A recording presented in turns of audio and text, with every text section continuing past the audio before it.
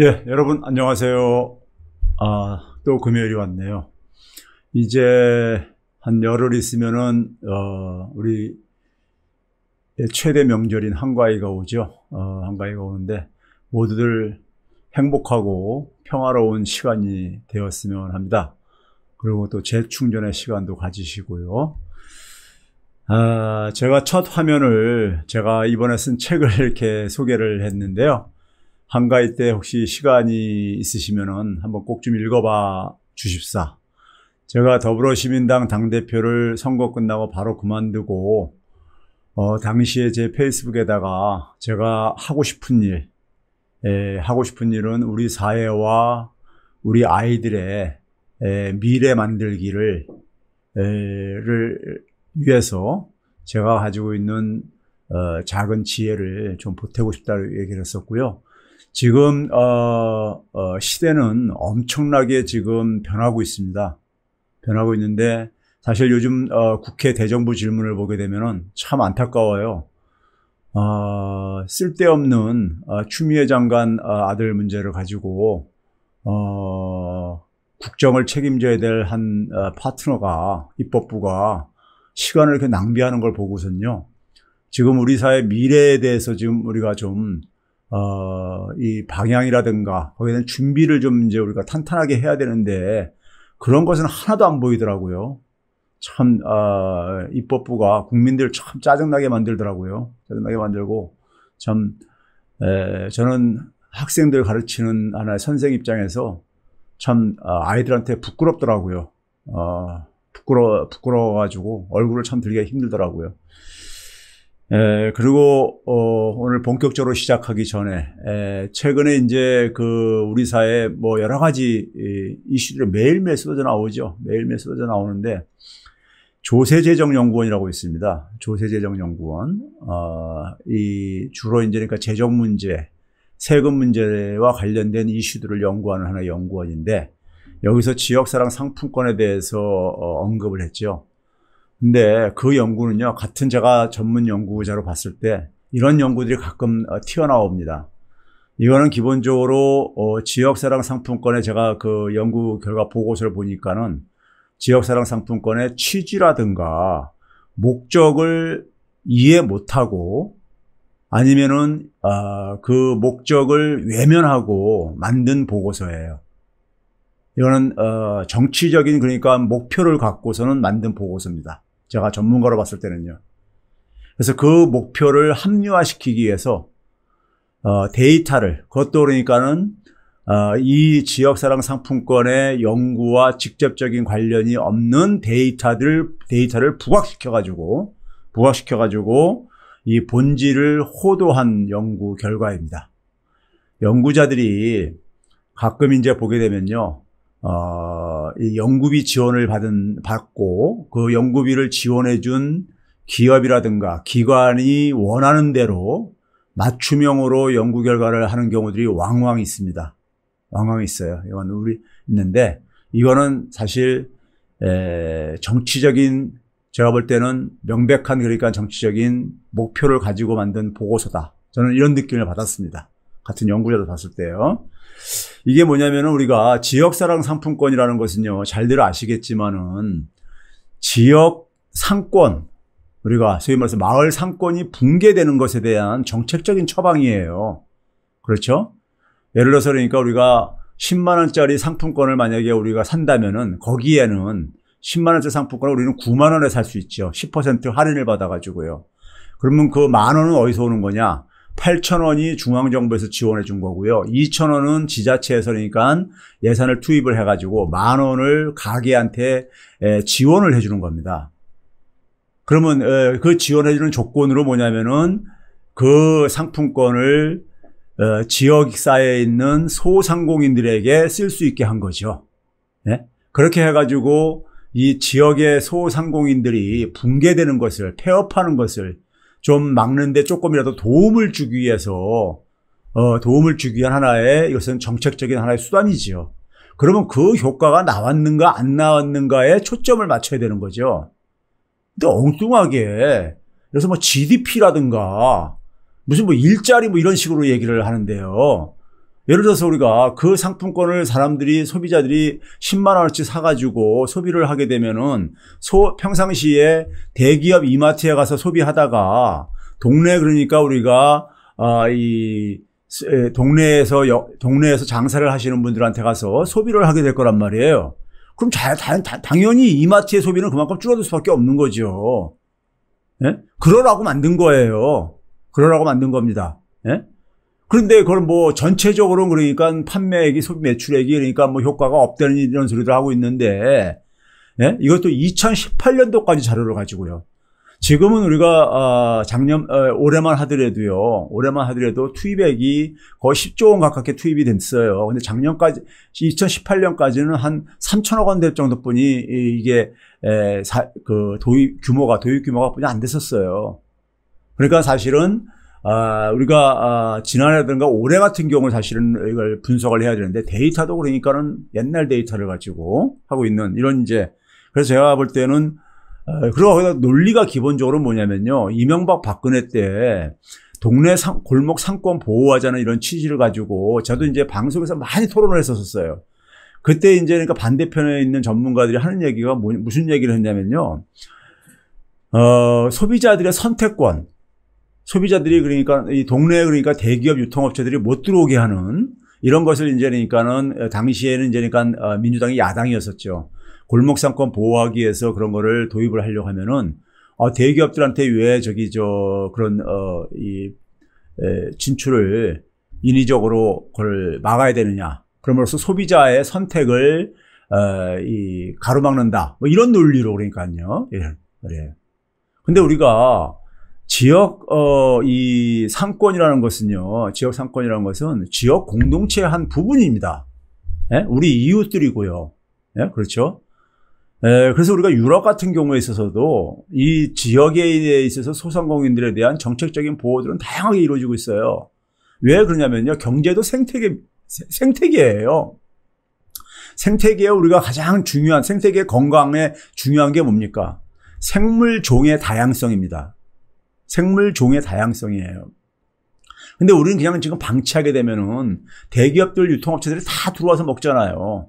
대기업 유통업체들은요, 동네 슈퍼마켓이 하는 거 뺏어 먹으면 안 돼요. 예국에 있는 글로벌 기업들하고 경쟁을 해야 되는 거죠. 예? 그런 건 못하니까는 그냥 중소기업들, 자영업자들이 하는 것을 그러니까 뺏어 먹는 거예요. 그러니까요. 예? 이거를 가지고 그러니까 경제적인 자유라고 얘기를 한다면은 뒤에서 말씀드리겠지만 그건 사이비 시장주의자입니다. 자, 제가 이건 이 정도로 하고요. 오늘 할 얘기가 굉장히 많기 때문에요. 사실은. 그래서 오늘은 제가 여러분들에게 3가지 주제를 좀 전달하려고 합니다. 2가지는 이제 팩트 체크를 좀 이제 하려고 하고 있고요. 자, 팩트 체크에 제가 지난주에 이어서요, 다시 좀 이제 제가 보충을 한 내용을 좀 소개를 하려고 하는데요. 제가 이제 국가 채무는 우리가 소위 말해서 금융위기라든가 외환위기하고 관계가 없다고 얘기를 했잖아요. 그렇죠? 그런데 여전히 못 알아듣는 분들은 기축통화국하고 우리나라하고 똑같냐 이런 소리를 계속해요. 기축통화국가들하고. 제가 그랬잖아요. 싱가포르는 그럼 기축통화국도 아니고 우리처럼 대개방이 굉장히 높은 나라인데 국가 채무가 130%다. GDP 대비. 근데도 금융위기, 외환위기 가능성은 제로다. 이렇게 얘기를 하면은 무슨 또 싱가포르하고 또 비교를 하냐는 거예요. 예? 싱가포르 같이 작은 나라하고요. 싱가포르가 굉장히 기분 나쁠 텐데. 그러면 싱가포르하고 비교를 하면 싱가포르하고 비교한다고 그러고 앉아있고. 유럽에 있는 국가들하고 한다면 유로화를 쓰는, 그러니까 또 기축통화국하고 비교를 한다고 또 얘기를 해요. 이거는 그러니까 그냥 트집을 잡기 위한 트집이죠. 그렇죠? 자, 그럼 다시 한번 좀 정리를 해볼게요. 자, 우리가 이 선진국가들도 금융위기를 겪었어요. 우리가 외환위기를 겪었듯이요. 근데 선진국가 중에서 이제 우리가 외환위기라든가 금융위기를 겪었던 나라들을 제가 오늘 쭉 소개를 해드릴게요. 자, 우리가 유로존 위기라고 있었었죠. 유로존 위기, 그러니까요. 금융위기가 발발하면서 유럽 사회로 이게 전염이 되면서 이제 발생을 했죠. 그런데 보시게 되면 2008년까지 보게 되면은 우리가 소위 유로존 위기를 겪었던 나라들을 가지고 국내 조선일보 같은 데서 재정위기라고 막 표현했었잖아요. 그런데 그 유로존 위기를 겪었던 나라들을 가지고 우리가 집시, 국내 조선일보는 피그스라고 그렇게 해야죠, 그냥. 그래서 그 국가들은 굉장히 모멸적으로 듣습니다. 자기들을 돼지 국가라고 이렇게 부르고 그러니까요. 그 나라 국민들은요. 근데 원래는 집시, 남유럽 국가들이니까는. 여기 보시게 되면요. 우리가 지난 시간에 했죠. 아일랜드하고 스페인 같은 경우 보게 되면은 프랑스나 독일보다도 국가부채가 채무가 더 적었었어요. 금융위기 전에. 근데도 불구하고 이 금융위기가 터진 거예요. 그리고 나서 이제 그러니까 국가 채무가 급증을 했다고 제가 얘기를 했잖아요. 왜? 금융위기 터지니까 은행들의 독일이나 프랑스나 영국의 은행들이 스페인이나 그리스 은행들한테 많은 돈을 빌려줘서 투자를 했었어요. 그러다가 금융위기 터지니까 이제 안전자산으로 대피를 하면서 그걸 다 회수를 했죠. 회수를 하니까는 그리스나 이 유로존 위기들이 스페인이라든가 아일랜드 은행들이 파산 위기에 직면해요. 그러니까 그걸 살리기 위해서 정부가 채권 발행해가지고 소위 말해서 채권을 발행을 해가지고 공적 자금을 투입을 한 거예요. 은행들 살리기 위해서 자국의 은행들을요. 그러다 보니까 국가 채무가 급증한 거죠. 즉 국가 채무는 결과물이라 이거죠. 은행위기, 금융위기의 결과물이라 이겁니다. 외환위기에. 그렇죠? 자, 그래서 그걸 제가 이제 구체적으로 보여드릴게요. 자, 이게 뭐냐면 아일랜드의 경우입니다. 우리가 유로화라는 것은 2000년부터 본격적으로 사용됐습니다. 99년도에 그러니까 이제 유로화 도입이 이제 합의가 되고 2000년부터 본격적으로 유로화 사용이 전개됐어요. 근데 보시게 되면은 아일랜드 같은 경우 봐보세요. 1987년에는 GDP 대비 국가 채무가 110%였었어요. 예? 이때는 뭐냐면은 소위 말해서 유로화를 사용하지 않았던 때니까는 기축통화국가도 아니죠. 그렇죠? 한 2000년 이전까지는 기축통화국가도 아닌 거예요. 근데 어쨌든 간에 국가 채무가 쫙 하락하잖아요. 얼마까지? 24% 미만까지 떨어져요. GDP 대비 24% 미만까지 떨어져요. 근데 금융위기에 전념이 돼가지고 이 은행위기가 뻥 터진 거예요. 터지고 나서 그다음에 뭐냐면은 국가 채무가 급증을 하잖아요. 국가 채무가 계속 줄어드는 상황이었어요. 더군다나 20%대에서 이게 은행위기가 터졌어요. 아일랜드 같은 경우요. 무슨 국가 채무하고 이게 관련이 있는 겁니까? 이게 무슨 재정 안정성하고 관련되어 있는 거냐고요. 재정은 굉장히 개선되고 있었잖아요. 그렇죠? 자, 스페인도 봐보세요. 스페인도 그러니까 2000년 이전까지는 기축통화국가 아니었었습니다. 그렇죠? 그런데 스페인도 마찬가지로 금융위기 전까지는 국가 채무 개선이 쭉 지속되잖아요. 그래서 얼마까지? 마찬가지로 30% 중반까지 떨어졌었어요. 근데 은행위기가 뻥 터진 거예요. 그러니까 국가 채무는 오히려 개선되는데 오히려 은행위기가 터졌다고요. 재정 안정성이 더 개선되고 재정 건전성이 더 개선됐는데도 불구하고요. 그렇죠? 우리나라도 IMF 때 제가 뭘 했었어요? 국가 채무 비중이 10%뿐이 안 됐었어요. 근데 외환위기 터졌다고요. 그러니까 모든 나라들의 은행위기를 터진 나라들의 공통점이 뭡니까? 국가 채무하고 재정 안정성하고 관계가 없다는 걸 보여주고 있잖아요. 네? 우리가 팩트들이. 근데도 계속해서 이상한 얘기들을 하고 앉았단 말이에요. 그 다음에 그리스 같은 경우 봐보세요. 그리스도 금융위기 터지기 전에 한 90년대 중반부터 국가 채무가 한 100%에서 거의 안정적으로 계속해서 변화가 없었어요. 굉장히 높은 수준이지만 거기서 변화가 없었어요. 특별하게 더 국가 채무가 증가하지도 않았었어요. 근데 그리스가 이 유로존 위기에 하나 트리거가 되잖아요. 그렇죠? 그래서 이게 국가 채무가 그러고 나서 급증을 한 거예요. 오늘날 그러니까 일본 다음으로 많은 나라죠. 국가 채무 비중이요. 한 180%대까지 올라가 있으니까요. 그렇죠? 근데 금융위기 전에는 국가 채무가 악화되지 않았잖아요. 그리스 같은 경우조차도 조선일보가 툭 하면 얘기하는 게 그리스, 그다음에 베네수엘라 이런 나라들 얘기를 하고 있거든요. 재정 문제를 얘기를 하면서요. 그렇죠?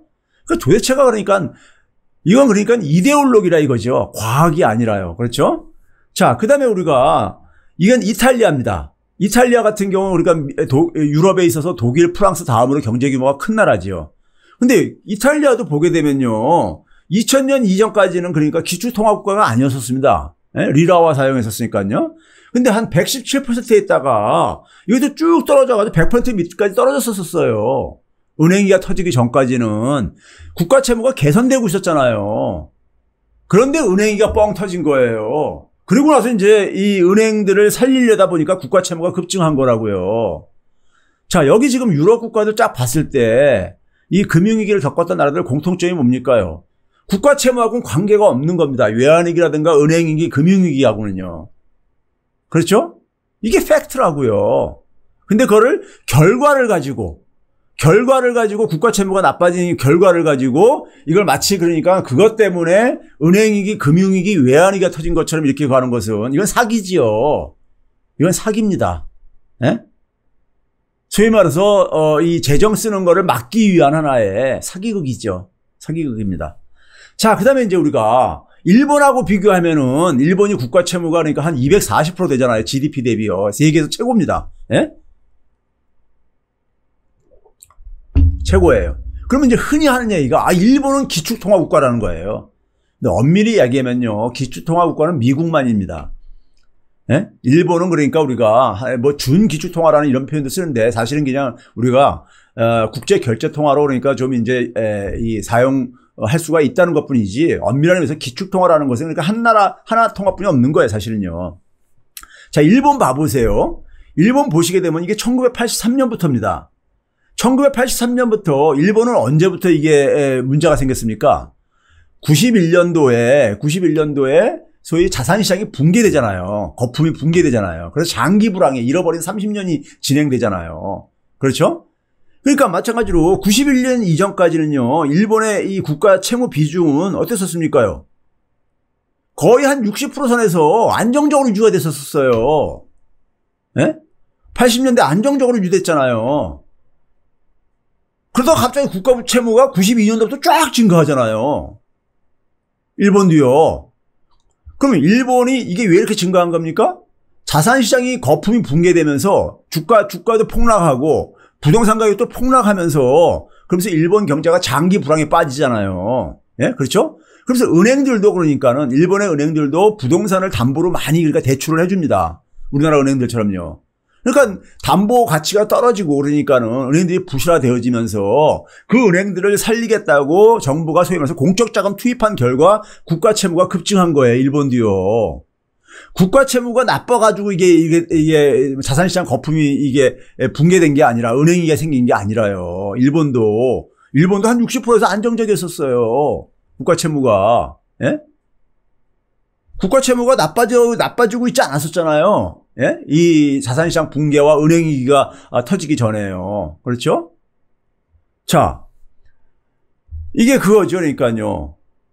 일본은 그러니까 토픽스라는 게 우리나라에 보면 코스피에 비교되는 거죠. 주가가 이제 폭락을 하잖아요. 그 다음에 도시의 부동산 가격도 폭락을 하고요. 그 결과로 이제 그러니까 국가 채무가 급증을 한 거라고요. 그렇죠? 자, 그래서 이게 바로 뭐냐면요. 무수익 여신이라는 게 뭡니까? 은행이 대출해 준 것 중에서 여신이라는 게 대출이라는 뜻이잖아요. 대출했는데 수익을 못 낸다는 얘기 뭐죠? 이게 그러니까 이제 소위 상환이 안 되는, 회수가 안 되는 돈들이라는 얘기죠. 이게 급증하잖아요. 급증이요. 여기에 돈을 투입한 거예요. 은행들이 이제 그러니까 부실화가 되니까는. 그래서 국가 채무가 급증한 겁니다. 그래서 국가 채무는 결과라 이거예요. 금융위기라든가 자산시장 붕괴라든가 이런 외환위기의 결과라 이거죠. 예? 국가 채무가 나빠서 이게 생긴 게 아니라 국가 채무는 그러니까 이 은행위기라든가 외환위기 자산시장 붕괴하고 아무 관련이 없다는 걸 보여주고 있잖아요. 자, 일본도 봐보세요. 그다음에 이건 재정수지입니다. 재정수지는 1년 단위로 우리가 이제 그러니까 정부의 재정을 한 거잖아요. 일본도 마찬가지로 재정이 그러니까는 그 자산시장이 붕괴되기 전에는 흑자였었어요. 파란색으로 막대 그래프 있는 게 이게 흑자였었어요. 그러다가 자산시장 거품 붕괴된 다음에 완전히 적자로 재정수지 적자가 엄청납니다. 일본은요. 예? 우리나라 최근에 그러니까 재정 준칙 도입하자는 얘기 뒤에서 얘기할 텐데 GDP 대비 마이너스 3%를 넘지 않게 관리하자고 얘기를 합니다. 근데 일본 봐보세요. GDP 대비 마이너스 4%에서 마이너스 8% 이선을, 이게 지금 장기간 지금 한 30년간 이렇게 유지가 되고 있어요. 무슨 재정 준칙이 여기에, 일본 같은 데는 아예 그러니까 꿈도 못 꾸는 저거예요. 그러니까. 예? 꿈도 안 꾸고 앉아있는 나라라고요. 근데 무슨 재정 준칙이 우리나라만 뭐 안 한다고 하고 앉아있고 이런 얘기 하냐 이거예요. 예? 자, 대한민국을 아까 얘기했듯이 그리스나 베네수엘라다가 비교를 하는데요. 베네수엘라 한번 봐봅시다. 베네수엘라는 그러니까 차베스 정권이 가다가 차베스가 갑자기 암인가 뭘로 이제 갑자기 2012년 말에 이제 사망하고 난 이후에 마두로 정권이 있고 마두로하고 지금 그러니까 이게 사회주의 정권이잖아요. 사회주의 정권인데 미국하고 지금 굉장히 지금 사이가 안 좋아가지고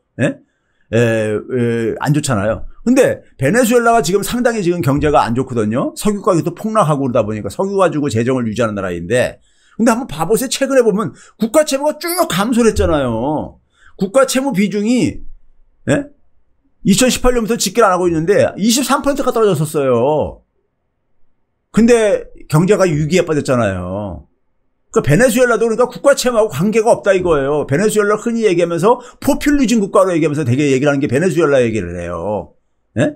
이 사회주의 정권의 포퓰리즘을 하는 대표적인 걸로 우리나라가 베네수엘라 급행열차 탔다. 이런 얘기를 이게 뭐냐면 이게 야당 정치인들이 홍준표라든가 황교안 같은 정치인들이 썼던 표현이에요.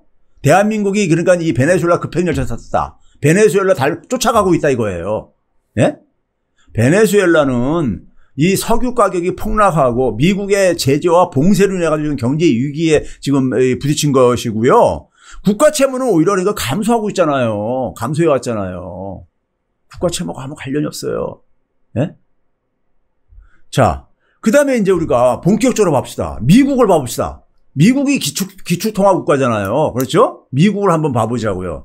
자, 미국이 이게 뭐냐면요. 국가 채무 비중의 추이입니다. 언제부터? 95년부터요. 95년부터 금융위기 전까지 한 60% 선에서 안정적으로 유지가 됐잖아요. 예? 안정적으로. 그러다가 금융위기가 뻥 터지고 나서 100%까지 넘어가 버린 거예요. 미국도 유럽하고 똑같잖아요. 패턴이요. 그러니까요. 앞에 국가들하고 다 똑같잖아요. 패턴이요. 그러니까 국가 채무가 악화돼가지고 금융위기 터진 게 아니라 이거죠. 미국조차도요. 예? 금융위기 터지고 난 다음에 은행들을 살리기 위해서 돈을 그러니까 국가가 막 투입을 한 거예요. 공적 자금을요. 예? 은행들 살리기 위해서. 그러다 보니까 국가 채무가 급증을 한 겁니다. 다 일관된 지금 패턴을 보여주고 있잖아요. 근데 이걸 국가 채무 때문에 나라 망한다. 예? 이렇게 얘기를 하고 있으니 이게 무슨 과학입니까? 이건 이데올로기지. 예? 이데올로기죠. 그렇죠? 자, 미국이 왜 금융위기 터졌습니까? 경상수지 적자가 쭉 확대되잖아요. 여기 보시게 되면 1990년부터인데 이게 쭉 확대되잖아요. 이게 마이너스거든요. 이 검은 선이 0입니다. 그러니까 이 밑에 있는 선은 다 적자라는 얘기예요. 그래서 적자폭이 계속 증가하잖아요. 즉 미국의 달러가 해외로 유출되는 거죠. 예? 그렇죠? 그걸로 인해 가지고 금융위기가 미국의 전문가들이 금융위기의 원인을 얘기할 때 국내적으로는 소득 불평등, 그다음에 대외적으로는 이 경상수지 적자를 가지고 얘기를 해요. 예? 미국의 금융위기의 원인을요. 그러니까 경상수지 적자가 유럽 같은 경우도 경상수지 적자가 문제라고 했었잖아요.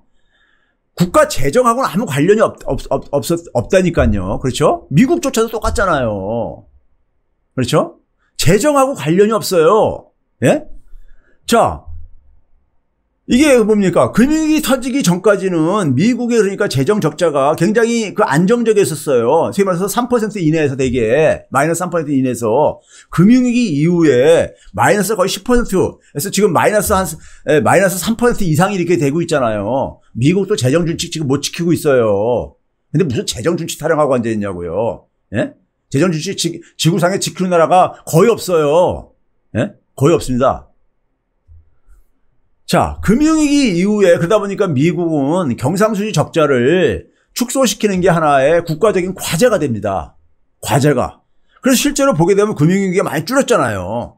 줄어들었어요. 이게 어떻게 한 겁니까? 미국이 깡패짓을 해가지고 줄인 거예요. 억지로요. 예? 억지로. 부시가 이제 백악관을 해서 짐 싸고 나올 무렵에 금융위기가 터진 거잖아요. 그 G20 정상회담을 만들잖아요. G20 정상회담이 G7에다가 13개 국가를 합친 건데 이 모임을 만든 이유가 미국에 대해서 주로 경상수지 흑자를 보는 나라들을 가지고 이렇게 구성을 한 거예요. 이 나라들한테 이제 압박을 가해가지고 미국으로부터 달러 이제 그러니까 그만 벌어가는 거 줄이라고 이걸 하려고요. 예?